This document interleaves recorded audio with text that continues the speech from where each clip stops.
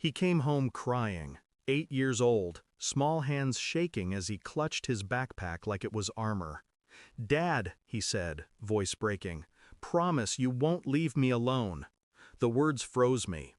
Not the fear in them, children cry all the time, but the way he said it, like a warning, like he knew something I didn't. I knelt. What happened? He looked at the floor. "My friend's dad is a police detective. He saw Mommy at the station."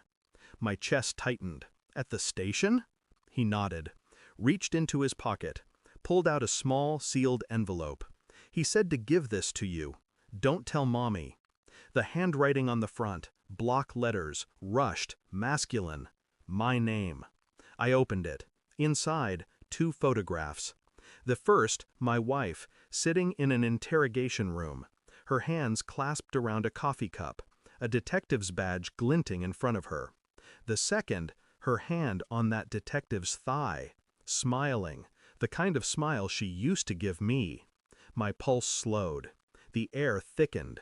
I pulled my son close, felt his heartbeat hammering against mine. "It's okay," I lied. But it wasn't. Something cracked quietly inside me. That night she came home late, smelled faintly of cigarette smoke and cheap aftershave. She smiled like nothing had happened, kissed my cheek, set her purse down.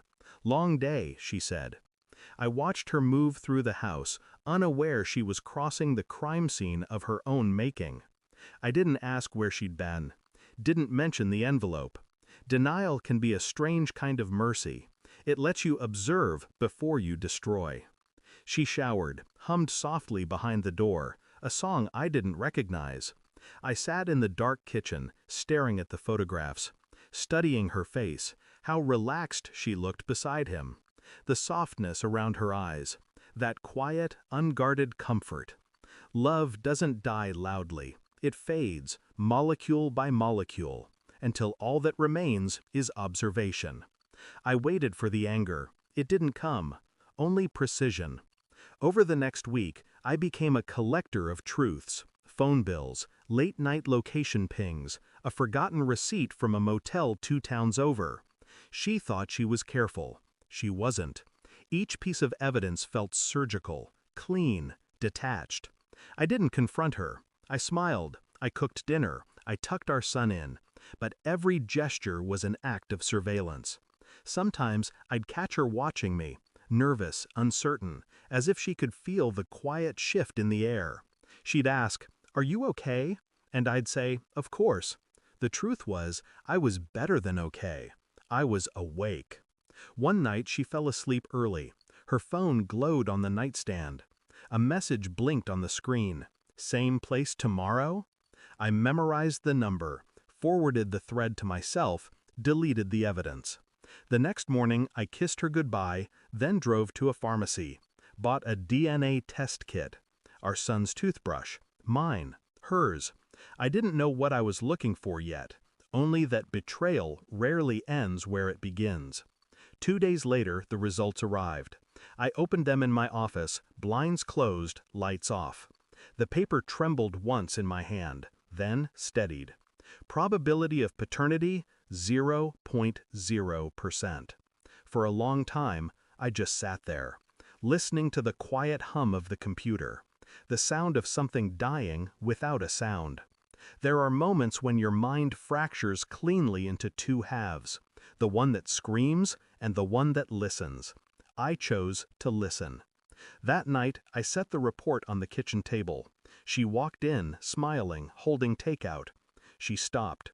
Her eyes caught the envelope, then the words, then me.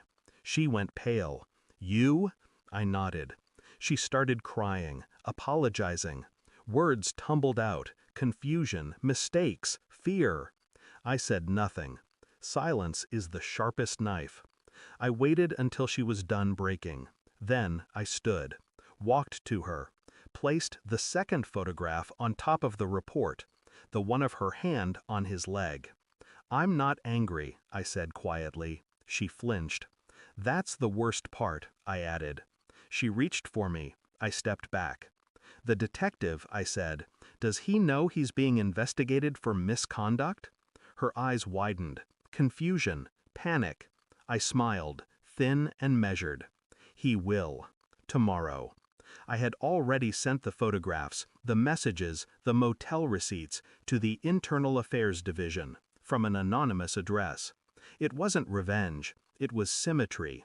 She fell to her knees, whispered my name, begged. I watched her, not with cruelty, but with detachment, the way a surgeon might observe his own incision. Then I said it.